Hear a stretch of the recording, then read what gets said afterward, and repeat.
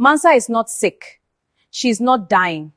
She lied to all of us and I can prove it.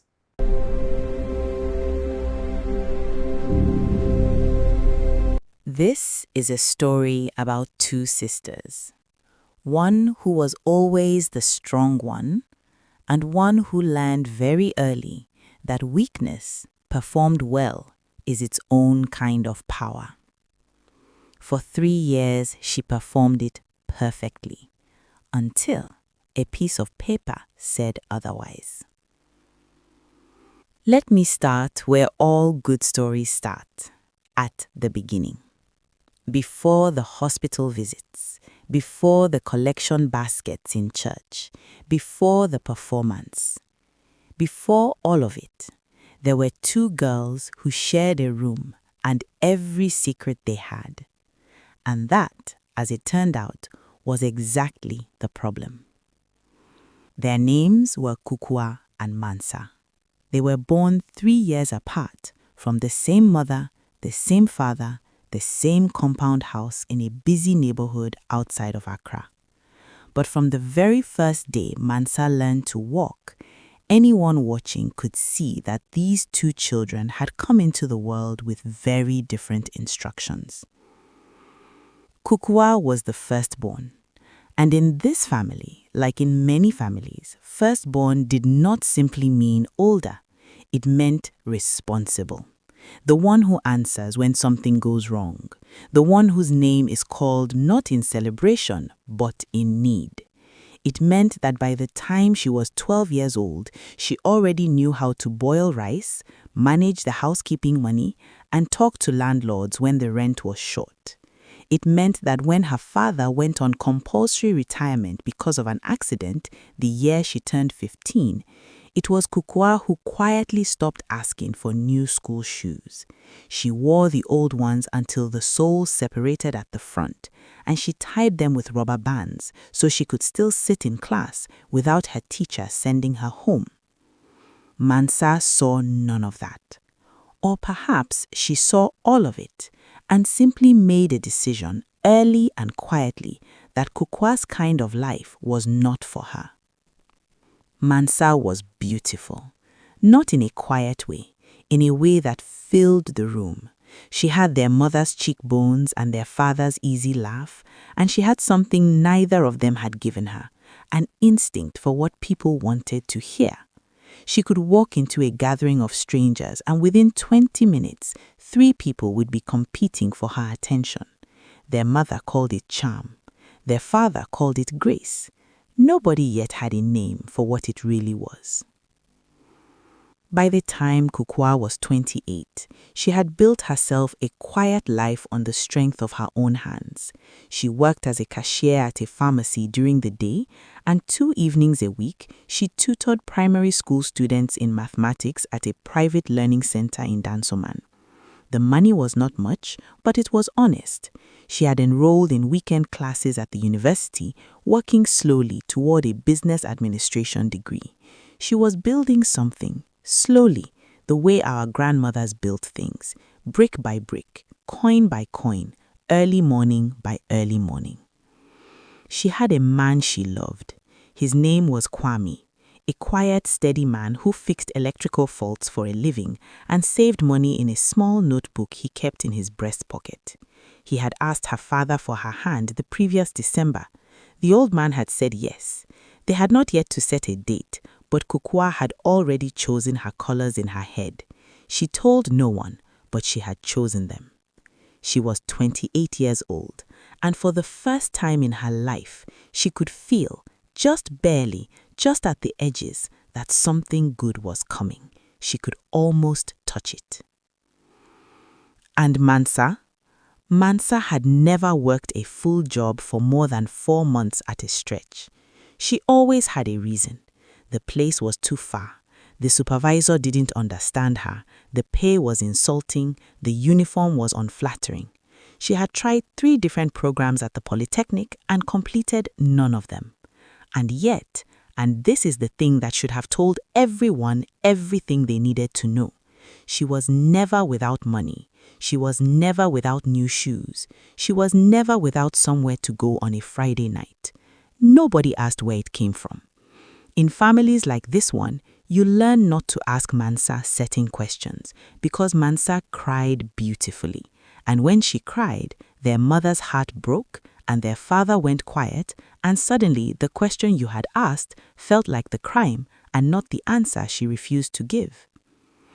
She was 25 years old. She had no plan, no savings, no man who was serious about her, only a rotating cast of men who was serious about what she represented.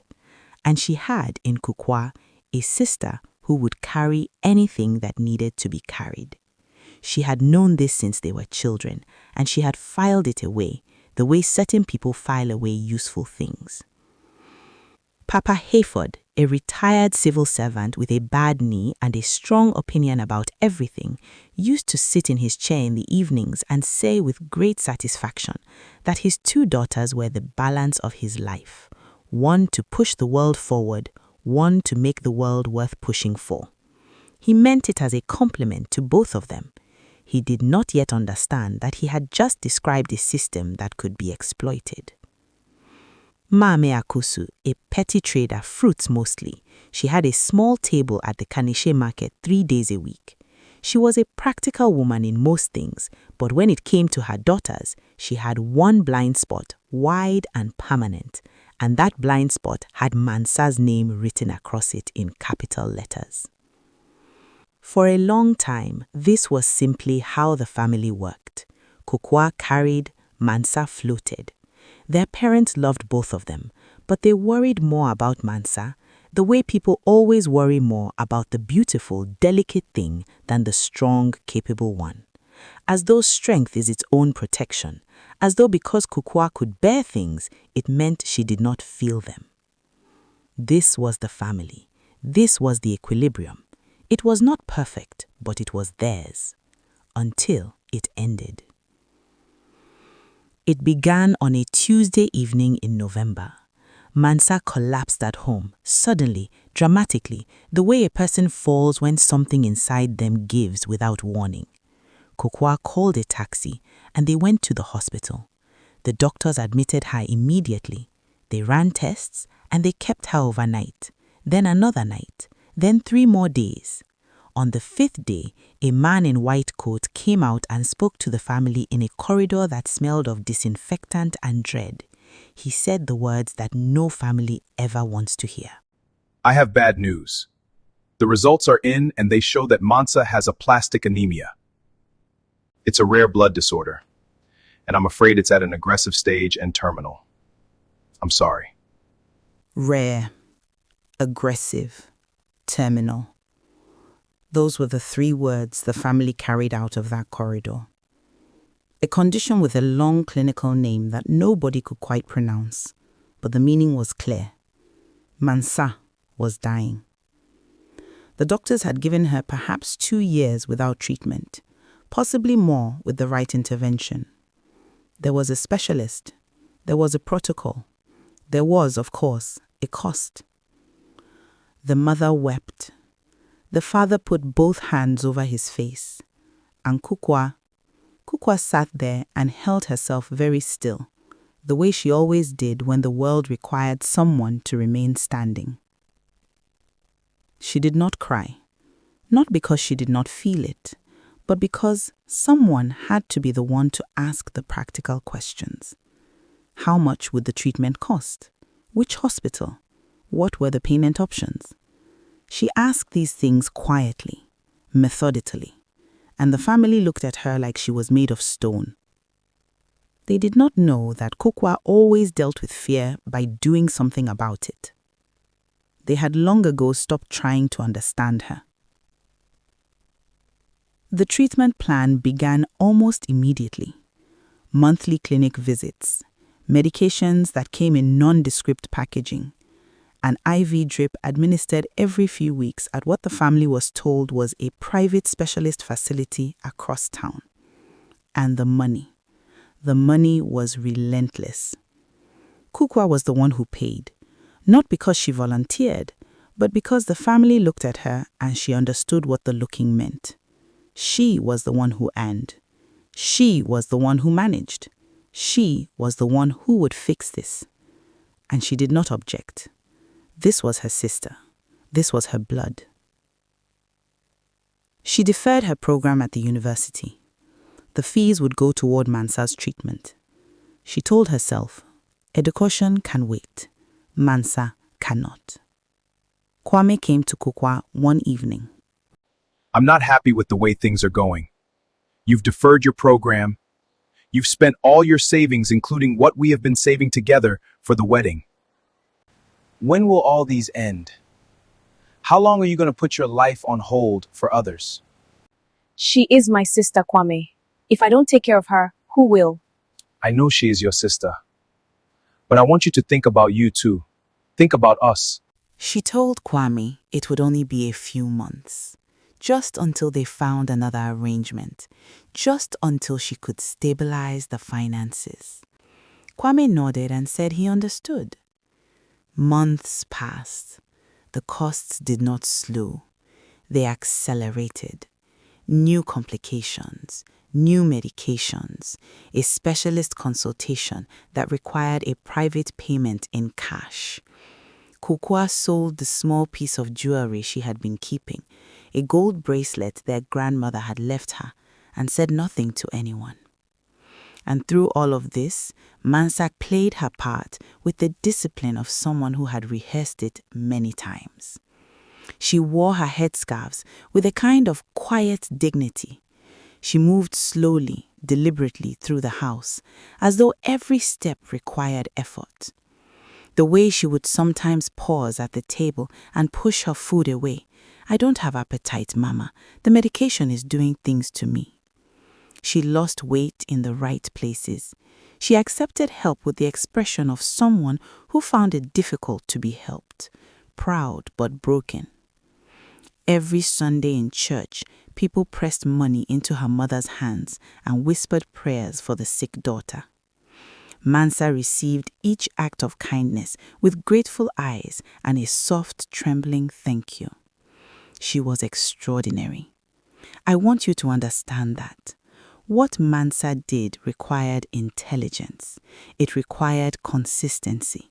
It required a detailed memory because when you are performing a long lie, you must remember everything you have said before, and Mansa remembered perfectly.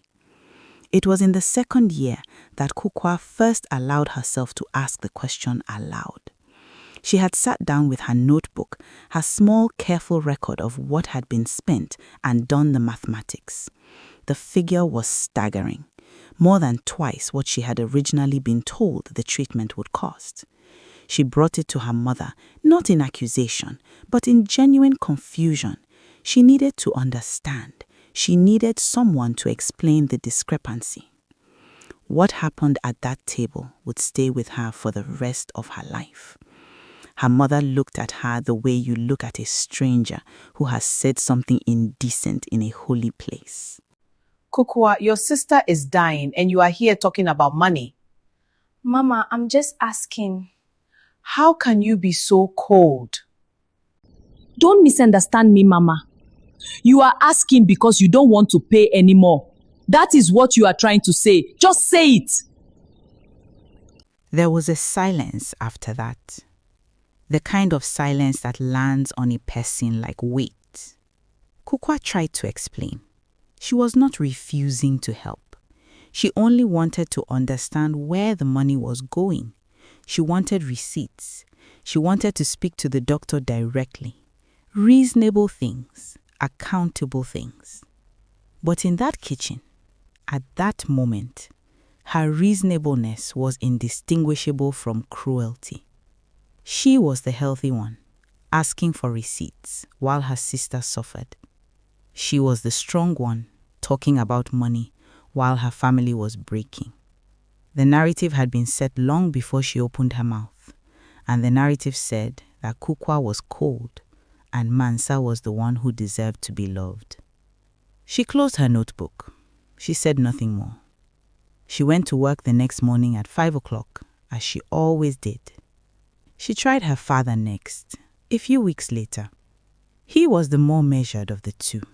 He listened, he nodded, and then he said something that Kukua would carry inside her chest for a long time, like a small cold stone. He said, "Your sister is going to meet God one day. When that day comes, I want her to know that her family stood by her. Every one of us, without exception. I want you to be able to look her in the eye on that day." He did not say she was selfish. He simply made clear that silence was the price of belonging. And Kukua, who loved her father despite everything, paid it. He got up and walked out. Mansa appeared at the door. She had been listening to the exchange behind the door. Mansa had said nothing. She had only looked at Kukua with an expression of such practiced sorrow, such performed disappointment, that even Kukua in that moment had felt a flicker of guilt, as though she were the one who had done something wrong. That flicker was the most dangerous thing Mansa ever produced, because it kept Kukua quiet for another full year. Kwame lasted another 8 months. He came to her one evening, not angry, not cruel, just honest in the particular way that decent men are honest when they know the conversation is the last one. He said he loved her. He said he would always love her. He said he had been waiting and watching, and he could see that she was disappearing, not all at once, but slowly, piece by piece, the way fabric thins before it tears. He said he was afraid that by the time this was over, there would not be enough of her left for both of them. He placed the small savings book on the table. He had transferred his savings to her account. He said it was for her university fees for when all these ended. He said he hoped she would use it. He stood up. Take care of yourself, Kukua. Not just others, yourself.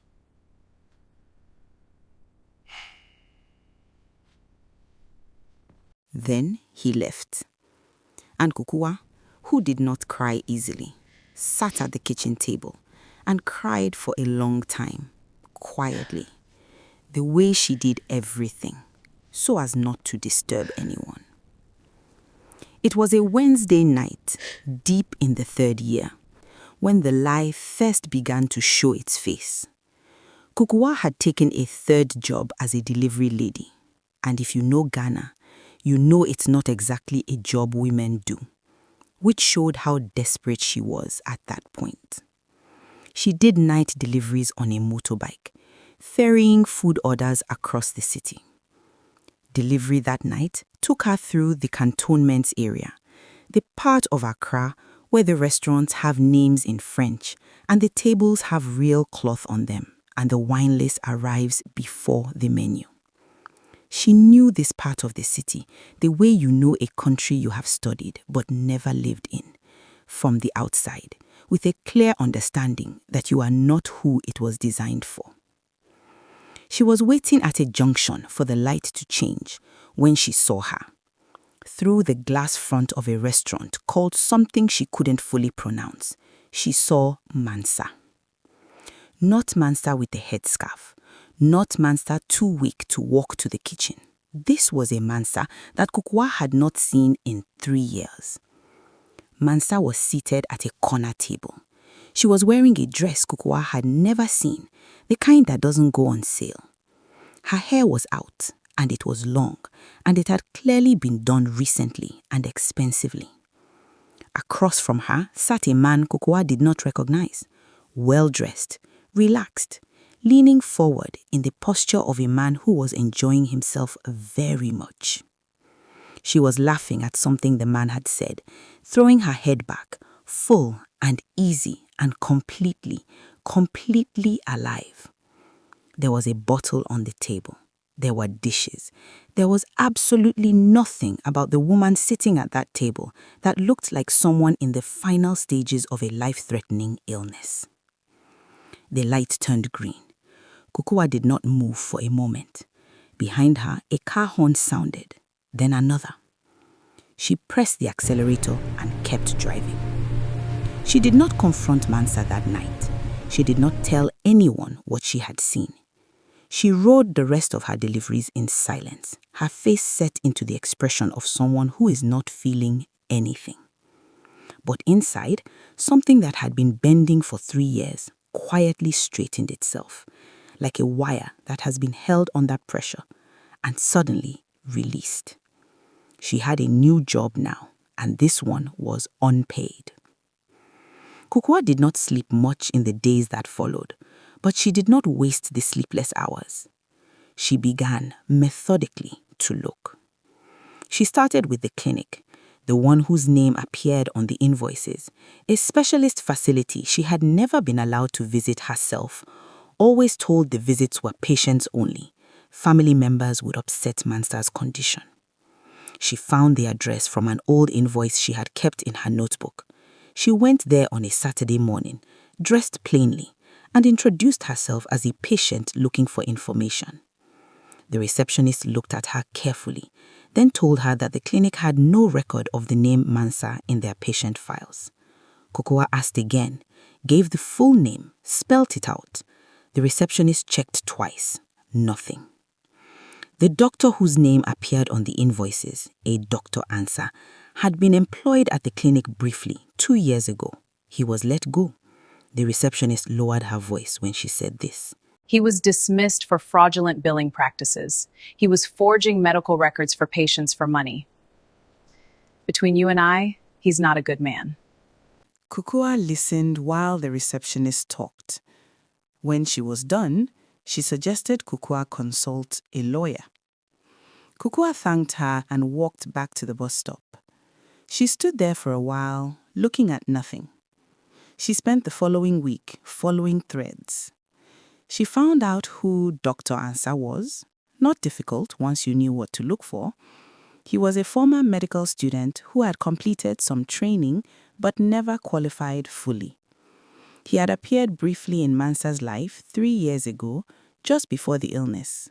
He had been Mansa's boyfriend, the man who had taken her to expensive places before the money ran out. Then the money had started again, from a different source, from a family that believed he was saving a dying woman's life. Kukua found the apartment last, a nice building in a neighborhood that Mansa had no reason to be able to afford. The lease was in Mansa's name. The rent was paid in cash, every month, on time. The neighbors knew her as a young woman who kept to herself and had visitors occasionally. They said she seemed perfectly well.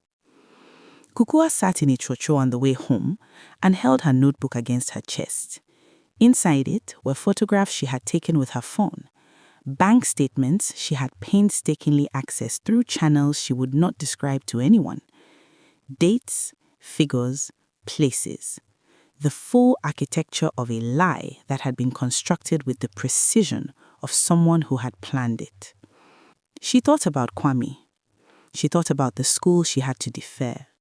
She thought about every morning she had woken up before the sun to pour herself into a life that was being quietly drained from her without her consent. Then she thought about the fundraiser that had just been announced at their family church. A massive community collection, a final hope fund to send Mansa abroad for surgery. The pastor had blessed it from the pulpit, the elders had endorsed it, the whole neighborhood was giving. Kukua looked out the window of the chocho at the city moving past. She made a decision. The fundraiser was everything the family had hoped it would be. The church hall was full, not just the regular congregation, but community members who had heard the story and come to give. Market women, old classmates, neighbors from 3 streets over.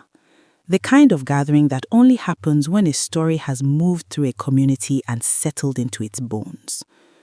The pastor, Pastor Ofuri, opened with prayer. He spoke about sacrifice and suffering and the mercy of God. He called Mansa's name and the hall murmured with sympathy. Mansa was at the front, small and quiet, wearing her scarf and the look of someone too weary to be embarrassed by charity. She accepted the attention with downcast eyes and trembling hands. The family received the donations, one by one, People came forward, elders and young people dropping banknotes into a collection bowl on the table. The pastor talked about how a family in crisis reveals the true character of the people around them. He did not know how right he was. The total raised that evening, when the final figure was announced, was enough to cover the supposed surgery abroad, the flight, the accommodation, and a buffer for recovery. The pastor read the number into the microphone and the room erupted. Pastor Ofori raised his hands and said, "God has provided." Mansa bowed her head, and at the back of the room, dressed simply, holding a plain manila folder against her chest, was Kukua. She had been there the whole time. Nobody had noticed her come in. Or perhaps they had noticed and not thought to look twice, because why would you look twice at the sister who was always just there, always in the background, always carrying something, always slightly apart from the warmth that everyone else seemed to inhabit so naturally? She waited. She let the applause finish. She let the last speech end. She let the moment of maximum joy, the highest the room would be, arrive and settle. Then she walked to the front. She stood there for one moment before she opened the folder and began to speak. My name is Kukua. I'm Mansa's sister. Most of you know me as the one who has been paying the bills. A small, strange silence. "I have been paying those bills," she said, "for 37 months. I have given you, given this family, given this cause everything I had. I gave my savings. I lost my engagement. I gave up my education at the university. I gave my nights. I gave years of my life that I am not going to get back." She looked around the room slowly. "I gave all of that because I believed my sister was dying. I am here tonight because I need to show you what I found when I stopped believing and started looking." Mansa is not sick. She is not dying. She has been lying to all of us for 3 years and I can prove it. She opened the folder. She read dates. She read figures. She read clinic records, or rather, the absence of clinic records, a letter from the facility confirming that Mansa had never been a patient there, not for a single day in 3 years. The mobile money trail that she walked the room through step by step, from the clinic account to the secondary account to the third account registered in a name that made the room go very, very still. An account in Mansa's name, connected to a lease for an apartment in a neighborhood nobody here could afford. Then she put the financial documents down and picked up the photographs. She showed photographs: the restaurant, the apartment building, Mansa at a party, date-stamped, clearly recent, wearing a dress and laughing with people who did not know she was supposed to be preparing to die. She did not editorialize. She did not call her sister names. She did not weep or shake. She simply read the record of what had happened in the plain language of someone who had spent a long time making sure she had every fact correct before she said a single word. The room was silent in a way that rooms rarely are. Not the silence of an empty space, the silence of about 100 people breathing shallowly, unable to process what they were hearing. At the front of the hall, Mansa had gone very still. There was a moment, a visible moment, when Mansa calculated her options. Kukua watched her do it. The slight narrowing of the eyes, the internal struggle. The community left in waves, some in anger, some in a stunned quiet that was perhaps worse. The pastor stood for a long time at the front of the room, then walked out through the side door without looking back. The money, all of it, every envelope, every donation, every mobile transfer, reversed, returned back to the people who had given in good faith. The table was cleared and the bowl was empty, and the family sat in what remained of the decorated hall like survivors in the wreckage of something that had been built on air. Back home, Mansa tried to speak. She began something, a sentence, an explanation, perhaps the beginning of a story that would make all of this understandable. But the room had nothing left to give her. Even the instinct to hear her out had been exhausted. Her father looked at her for a long moment with an expression that had aged him 20 years in 20 minutes. Then he stood up and walked away without a word. Her mother stood up and looked at Mansa, her daughter, the beautiful one, the light of the house, the one she had always loved a little more openly and a little less carefully than she should have. What she saw in Mansa's face in that moment, she would not be able to describe later. She turned and followed her husband into the room. Mansa turns to Kukua. Destroyed my life. No, you destroyed my life. Gave up my education. I lost Kwame and you stand here and tell me I've destroyed your life because I exposed your lies? I never asked you to do anything for me. You are right. I'm done taking care of everyone else. I'm putting myself first. Kukua walks away. Mansa left that night, not because anyone drove her out in that moment, but because there was nothing left to stay for. The apartment was already known. The story had collapsed, and without the story, she had no foundation. She left, and the city swallowed her. This is where most stories would end, with justice served and the guilty removed from the frame, with the right person vindicated and the wrong person punished. Neat, resolved, finished. But the real story, the one that lives on, is the one that happens in the silence after. Kukua's parents sat in their house in the weeks that followed and began at last to count. Not money, time. They counted the things they had said to her over 3 years that they could not unsay. The things they had called her cold, selfish, heartless, for simply asking questions. They could not get the 3 years back. That was the thing that would not shift, no matter how long they sat with it.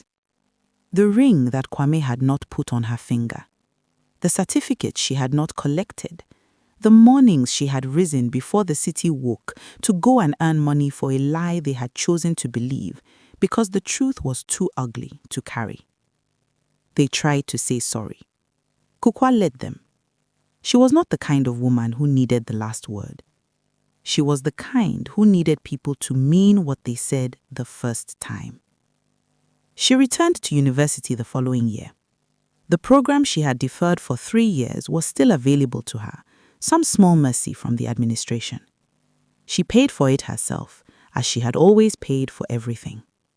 She sat in that lecture hall on her first day back, in a room full of people nearly a decade younger than her. Whether she forgave her family is not really the question. Forgiveness is for the person who gives it, and Kukua was always more interested in moving forward than in making peace with what was behind her. The question that remained, the one the parents carried in their chests like a stone, was simpler and worse. While they were watching Mansa pretend to die, who was watching Kukua live?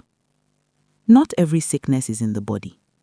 Some of the deepest illnesses are the ones we perform for an audience. And the tragedy is never the one who fakes the dying. The tragedy, the one that stays, is the family that loved the performance more than they loved the truth. Take care of your Kukuas. They are usually too busy taking care of everyone else to ask you to. If this story sat with you, share it with someone who needs to hear it. Subscribe to Tales by Akofa, because every week we bring you stories from the heart of Africa. stories of betrayal and resilience, of loss and rebuilding, of choices that define us. We will see you in the next one.